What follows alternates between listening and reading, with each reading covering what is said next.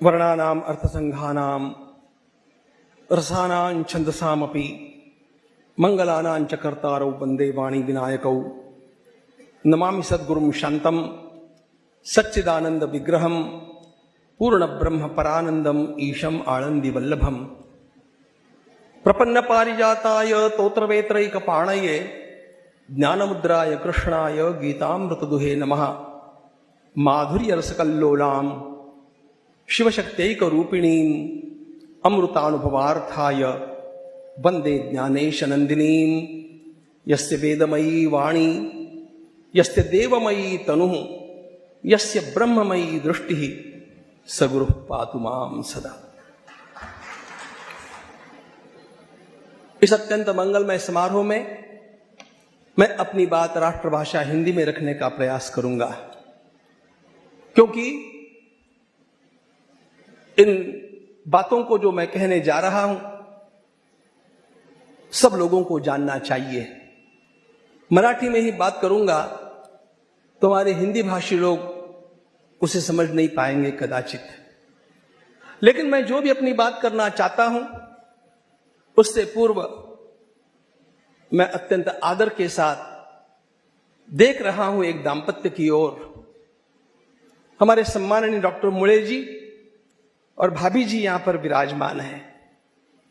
ये वे दोनों व्यक्ति हैं जिनके कारण श्रद्धेय दत्तोपंत जी के साथ मेरा घनिष्ठ संबंध सहज संभव हो सका।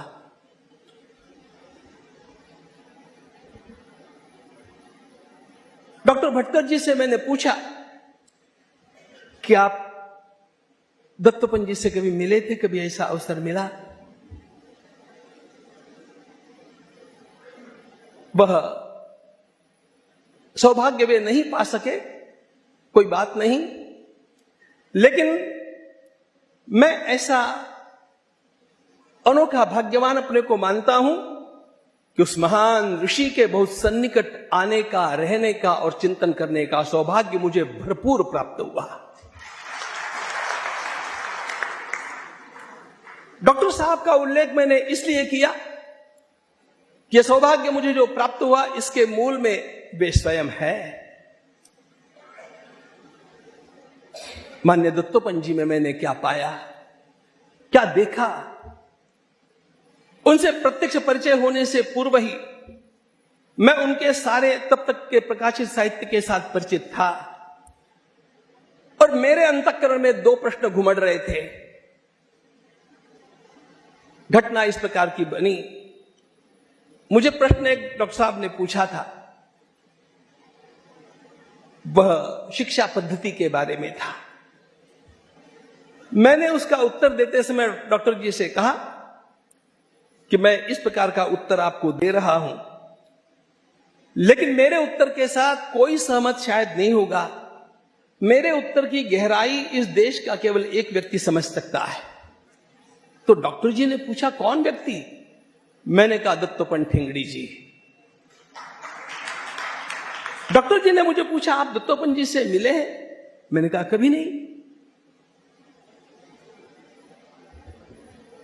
डॉक्टर जी मेरी ओर देखते रहे। आधे मिनट के पश्चात उन्होंने कहा, मैंने स्वयं यह प्रश्न दत्तोपंत जी से पूछा था और उन्होंने वही उत्तर दिया था जो आपने उत्तर दिया है। मैंने कहा, आपका दत्तोपंत जी से परिचय है? डॉक्टर ने एक शब्द में कहा, दत्तोपंत जी मेरे यहीं पर निवास करते हैं। मैं तो आह्लादित हो गया। I was searching for a chance to see that personality, and I was passionate when I came to know that he stays there. मैंने कहा, मुझे उनसे मिलाइए एक बार।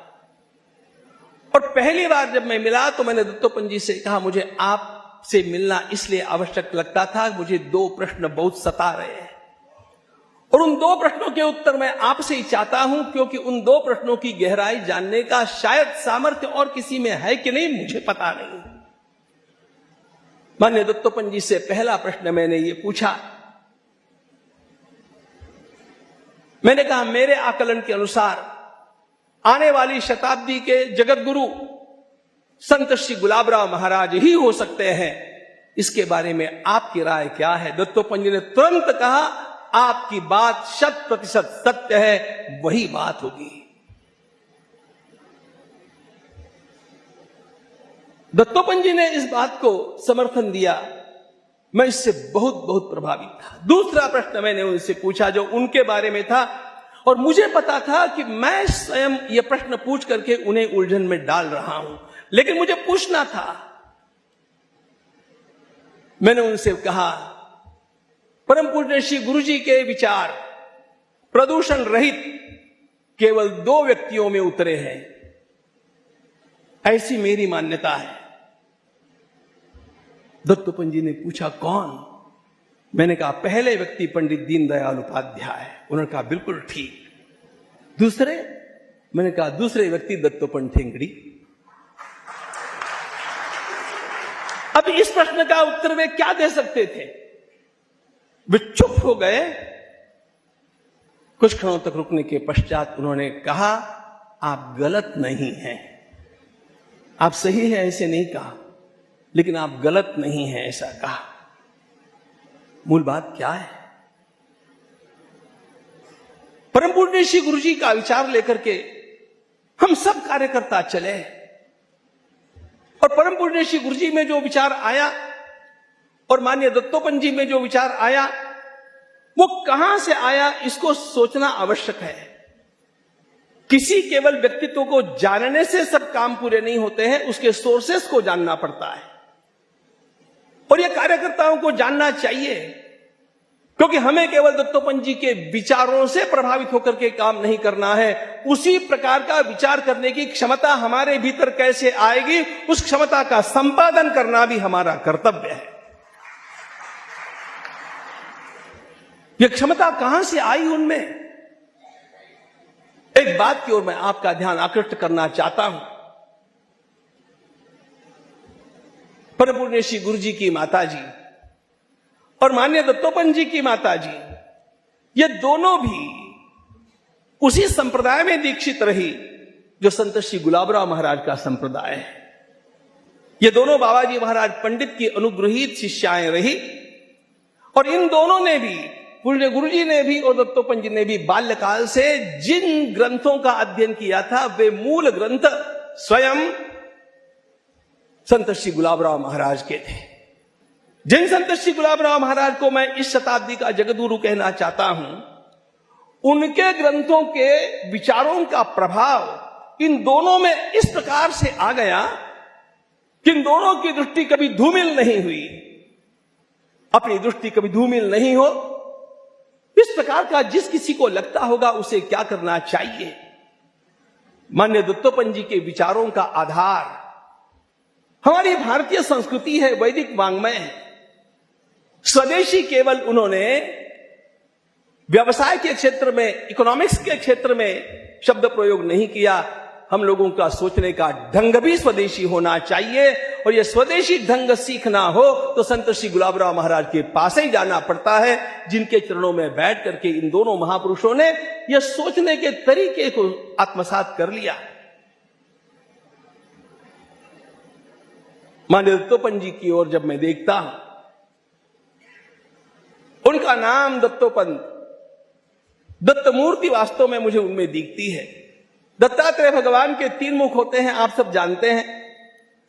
दत्तोपंत जी की ओर एक बार जब देखते हैं तो वे ज्ञान स्वरूप लगते हैं, दूसरी बार देखते हैं वे कर्म स्वरूप लगते हैं, तीसरी बार देखते हैं वे भक्ति स्वरूप लगते हैं। ज्ञान, कर्म और भक्ति का संगम उनको दत्तोपंत बना दिया।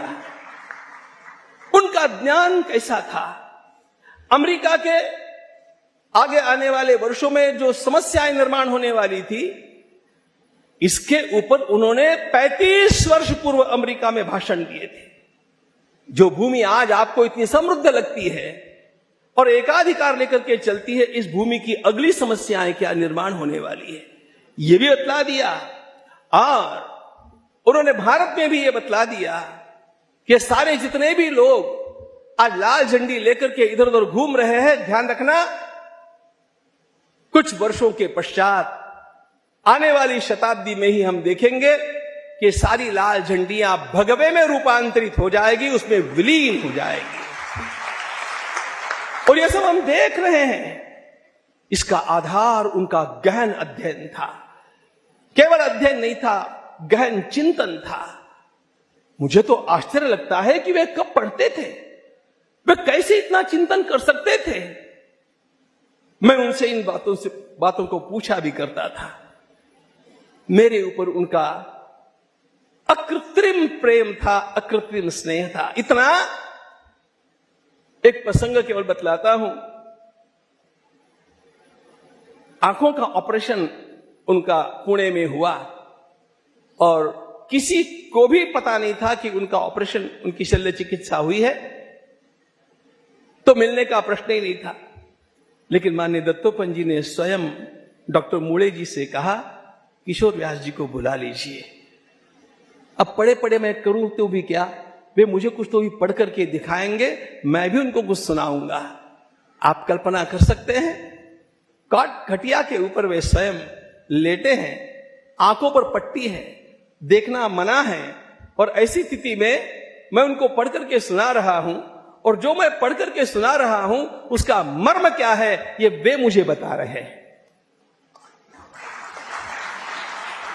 गीतांजलि की कितनी कविताएं उनकी कंठस्थ थी, मैं तो हैरान हो गया। लेटे लेटे उन्होंने बंगला की गीतांजलि की मुख्य कविताएं मूल बंगला में सुना दी मुझे। ऐसे कितने प्रसंग, लेकिन मूल बात एक, ये सारा उनमें जो आया और उनसे मुझे प्राप्त करने की ललक जो निर्माण हुई, उसके पीछे एक बहुत बड़ा कारण था उनकी अध्यात्म निष्ठा, उनका संपूर्ण जीवन और उनका संपूर्ण विचार दर्शन भी अध्यात्म के ऊपर आधारित है। पंडित दीनदयाल उपाध्याय जी के ग्रंथों को उनके द्वारा लिखी गई प्रस्तावना में यह बात स्पष्ट है। पंडित दीनदयाल जी का एकात्म मानववाद,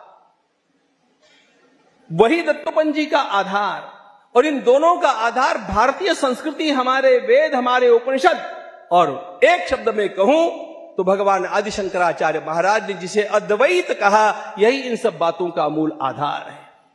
संपूर्ण विश्व एक रूप है, और इसलिए हम एक दूसरे के विरोधक नहीं हो सकते। हमारा विरोध, किसी का भी किसी के साथ जो विरोध है, वह एक बाहर की लहर है। अंतस्थल में हम एक ही पर ब्रह्म तत्व के ऊपर उठी हुई तरंगे हैं, और इसलिए हमारा पूर्ण विरोध कभी हो सकता नहीं।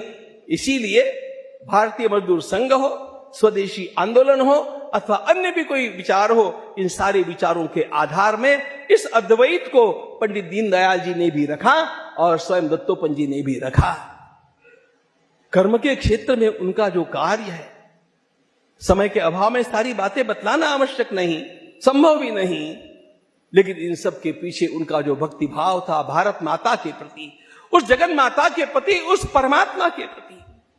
किसको पता है कि दत्तोपंत जी स्वयं प्रतिवर्ष 3 दिन तो भी गाणगापुर जाकर के भगवान दत्तात्रेय की आराधना में तल्लीन हो जाते थे।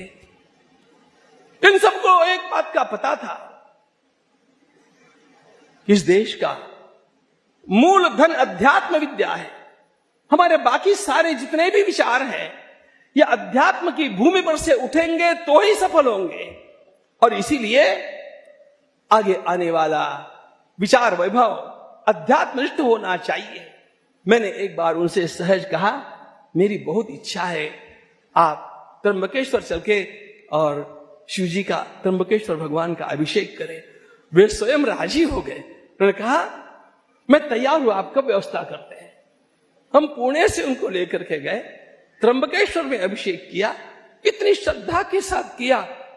कार्यकर्ताओं से मुझे यह कहना है कि हम लोग जो काम करते हैं, प्रभो शक्तिमन हिंदू राष्ट्रांग, उसमें प्रभु की आराधना मूल बात है। त्वदीयाय कार्याय बद्धा कटीयम, इसमें भक्ति अनुस्यूत है। इसलिए कार्य तो कीजिएगा, ज्ञानार्जन भी कीजिएगा, जो कुछ करना है कीजिएगा, लेकिन भगवान की भक्ति का आधार कभी मत छोड़िएगा। हम जहां जाएंगे विजयी होकर के लौटेंगे, अवश्य विजय को प्राप्त करके रहेंगे। उस दिन को मैं भूल नहीं सकता। एक छोटा सा प्रसंग कहकर के बात को समाप्त करता हूं। महाराष्ट्र के एक अत्यंत बड़े संत हुए। ब्रह्मलीन पूज्य स्वामी वरदानंद भारती जी महाराज। वरदानंद भारती जी महाराज ने मुझसे कहा, उनका भी बड़ा प्रेम मुझे प्राप्त हुआ। उन्होंने कहा, मुझे एक बार दत्तोपंत जी से मिलना है। संयोग से दत्तोपंत जी उस समय पुणे में थे। उन्होंने कहा, मुझे एकांत में मिलना है। दोनों भी धर्मश्री पर आए, जिस कुटिया में मेरा निवास है, और मुझे पता था दोनों को एकांत में बात करनी है, तो दोनों को एकांत में बैठ करके मैं वहां से जाने लगा। दोनों ने कहा, आप बैठिए, आप चाहिए। और उसके पश्चात इन दोनों महापुरुषों को मैंने झरझर झरझर आंसू बहाते हुए देखा। किस चीज के लिए? ये दोनों भी ये सोच रहे थे। कितने प्रचारकों ने, कितने कार्यकर्ताओं ने अपना सारा जीवन होम दिया। कब वो दिन दिखेगा जब भारत माता संसार में सर्वश्रेष्ठ, सर्वसमर्थ होकर के, और ये सारे जो कलंक हम लोगों पर लगे हैं सब मिट जाएंगे। कोई आशा दिखती है? ये स्वामी जी ने प्रश्न पूछा। दत्तोपंत जी ने कहा, आने वाली कुछ दशाब्दियों में ही यह सपना साकार होने वाला है। हम शायद अपनी आंखों से देख सकेंगे, किंतु नहीं, शायद नहीं देख सकेंगे, किंतु संघ की स्थापना के पश्चात 100 वर्ष के भीतर आपको अपेक्षित सारी क्रांतियां पूरी हो जाएगी। यह दत्तोपंत जी का वाक्य है।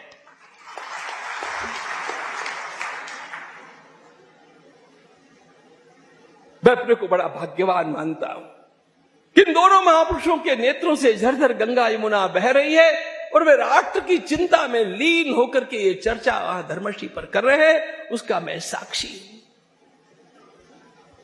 बहुत किया है प्रचारकों ने, बहुत किया है कार्यकर्ताओं ने, बहुत किया है इन महान पुरुषों ने, जिन्होंने अपनी सारी करियर को भुला करके, जीवन के सारे सुखों का होम करके अपने को इस भारत माता की सेवा में अर्पित कर दिया।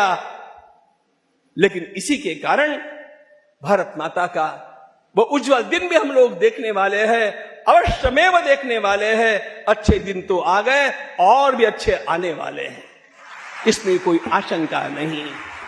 लेकिन उसके लिए विकास के साथ साथ जिन विचारों का हम लोगों को पाथेय प्राप्त हुआ है, माननीय दत्तोपंत जी से अथवा पंडित दीनदयाल जी से अथवा पूज्य गुरु जी से, उसका हम ध्यान रखें।